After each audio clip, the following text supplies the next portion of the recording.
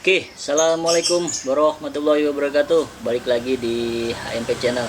Sini kita mau mencari klarifikasi.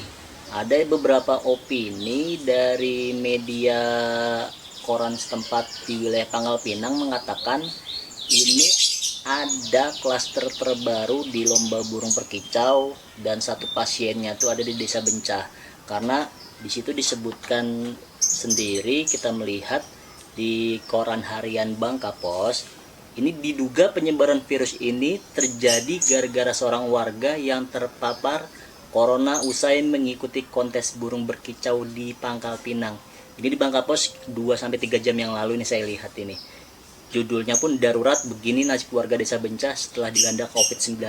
Sebenarnya sih kalau pengen menggiring opini terjadi klaster di lomba burung berkicau di Pangkal Pinang, itu sebenarnya sih kalau dari HMP Channel sendiri menelusuri data-data yang benar-benar akurat, berita yang ini pun sebenarnya itu tidak benar.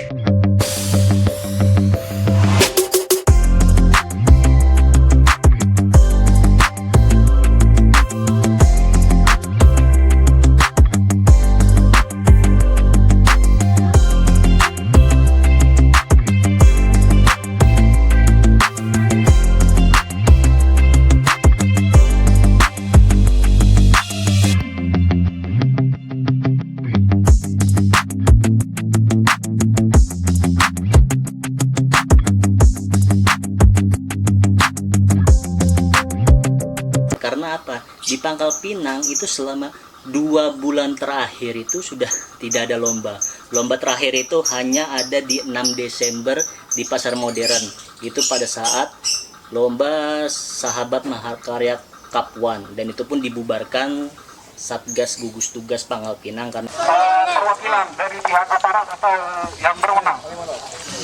mana keramaiannya terlalu melunjak, dan memang benar itu dibubarkan karena kita menghindari pandemi ini terjadi penularan. Dan untuk yang penggiringan opini yang ada saat ini, hari ini sampai kemarin pada tanggal 12, itu sebenarnya sih harus benar-benar diklarifikasi. Itu karena apa? Yang pertama itu dari yang terjadi di Bencah, itu ada warga itu berinisial AR setelah mengikuti kontes burung berkicau di Pangkal Pinang. Ini secara logika 2 bulan aja di Pangkal Pinang nggak ada lomba. Dan di sini pun ditanda kutip setelah beberapa hari mengikuti kontes burung berkicau, AR mengalami gejala hilangnya indera penciuman. Namun dia tidak ke puskesmas langsung, melampor ke puskesmas, ujar Heri. Ini pun kalau misalkan AR ini yang saya tahu, AR ini nggak usah pakai inisial lagi. AR ini namanya Ari. Ari orang Bencah, dia memang hobi burung berkicau. Jadi jangan seolah-olah dia hobi burung berkicau, dia terkena COVID, jadi menggiring opini dia terkena COVID itu kena lomba burung. Itu sebenarnya salah.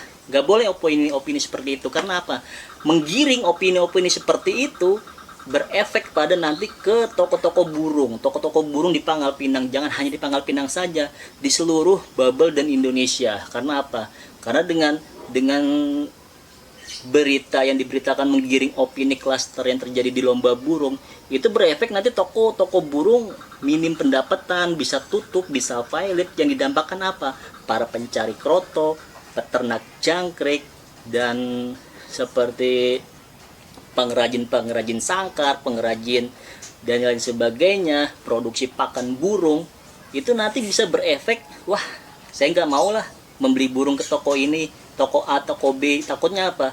Yang terjadi berita yang ada di koran harian di Pangkal Pinang ini, yaitu Bangkapos, itu takutnya nanti toko-toko yang ada di wilayah Pangkal Pinang jadi sepi.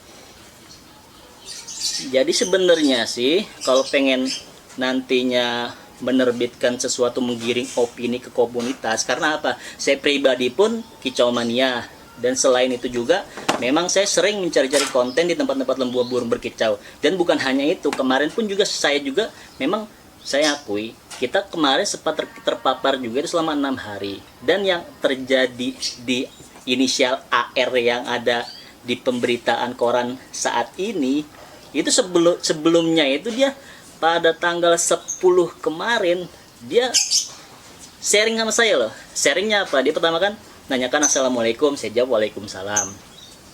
Ini saya cari sendiri nih ya. Nih saya scroll, kita scroll, dia bertanya kan, Assalamualaikum bang, ini Ari Bencah, kawan Mas Pur. Saya jawab, Waalaikumsalam, apa yang bisa dibantu ya kan. Ini saya bacakan pertanyaan-pertanyaan beliau nih ya, sharingnya sebelum penggiringan opini dari kepala desa-desa Bencah pada wartawan, seolah-olah opini klaster yang terjadi lomba burung itu terjadi di Pangkal Pinang. Maaf sebelumnya bang, abang terpapar COVID kemarin, ada bantuan dari pemerintah? Tidak, karena aku sekarang terpapar COVID, kata Mas Pur. Tanya Bang Heri. Saya jawab, tidak ada. Saya tanya lagi, udah berapa hari positif? Antigen bain bang, katanya positif ya kan. Katanya ada gejala? Tidak. Itu jam 8 malam itu chatnya, itu jam 8 malam lewat 15 menit. Dia jawab, nggak ada bang, hidung nggak ada bau, abang kemarin apa gejala ya kan. Kalau saya sih sudah kelihatan, biasanya kalau ada surat antigen sudah kelihatan positif, saya berikan saran ya, segera isolasi mandiri. Jangan sampai keluarga terpapar semua. Kalau mau dikarantina, bilang keluarga, suruh infokan saja ke gugus tugas setempat. Ini saya sarankan ke beliau nih ya, ke inisial AR yang ada di koran-koran itu namanya Ari. Jadi kalau sudah ada gejala, jangan dianggap remeh COVID ini. Kalau keluarga tidak tahu penanganannya, segala isolasi ya kan. Itu saya jawab kayak gitu. Dibalas sama dia, oke bang ya kan, aku cuma hidung nggak ada bau ya kan. Saya balas lagi, kalau mau isolasi mandiri di rumah, jangan sampai kontak langsung orang di seputaran rumah. Harus di kamar terus sampai gejala hilang 10-14 hari ke depan. Mandi juga selesai pakaian langsung direndam. Antar makanan ke kamar, yang antar makanan harus pakai masker dan lain-lain ya kan. Protokol kesehatan tetap dijaga. Kalau sekiranya ribet, hubungi puskesmas terdekat biar orang puskesmas ke rumah untuk ngecek. Jangan sampai nularin orang yang tinggal di rumah, kasihan. Saya bilang terus berpikir positif aja. Minum vitamin C setiap hari, pagi susu beruang, siang minum buah pita jambu merah. Ini saya scroll nih, vitaminnya pun saya kemarin minum vitamin ini sampai bisa sembuh ya kan. Jadi COVID ini jangan seolah yang penderita COVID itu jadi seorang monster. Tidak, ini penyakit bisa sembuh. Dia bisa bahaya ini karena apa? Yang pertama itu kalau dia memiliki riwayat keluarga yang sudah ada penyakit sebelumnya, itu yang bisa membuat dia ngedrop badannya hingga menyebabkan kematian. Sebenarnya COVID ini bisa sembuh dengan imunitas tubuh kita bisa tetap terjaga. Ini pada tanggal Jumat 12 Februari 45 warga desa terinfeksi COVID. Satgas COVID akan gelar swab massal di Desa Bencah. Dan saya scroll bacanya itu, ini AR setelah mengikuti kontes burung di Pangkal Pinang. Jadi saya ingin mengklarifikasi untuk kadesnya pun bisa memberikan klarifikasi ke masyarakat luas melalui Bangka Pos bahwa pemberitaan ini pun janganlah menggiring opini ke klaster-klaster yang baru ditemukan. Klaster yang baru ditemukan seperti apa? Lomba burung berkicau ini sebenarnya tidak pernah ada klaster loh di Pangkal Pinang. Klaster terbaru tidak ada. Karena apa? Penggiringan opini ini setelah 2 bulan kemarin itu tidak ada lomba. Ini kalau judul dan pemberitaannya terjadi penularan lomba burung di Pangkal Pinang, lomba di mana? Ini saya tanya nih, saya tanya ke kalian semua, nanti lomba di mana? Ini nggak ada. Jadi saya pengen klarifikasi, yang namanya orang kan tidak mau tertular COVID, tidak mau. Dan memang ini benda ini kan, virus ini tidak terlihat. Yang namanya sudah bala, kita tidak tahu dia terkena, saya pun kemarin juga terkena, tidak tahu di mana.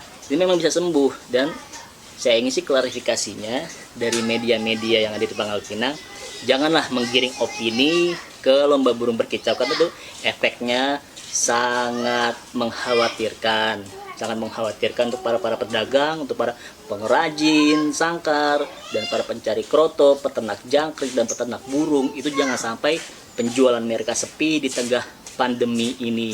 Saya berharap untuk yang ada di warga Desa Bencah yang terpapar COVID-19 itu bisa sembuh. Dan saya dapat kabar terakhir ini tadi dari Ari. Ini saya langsung kontak langsung ke dia ya. Dia juga mencari klarifikasi. Memang itu berita itu tidak benar ya kan.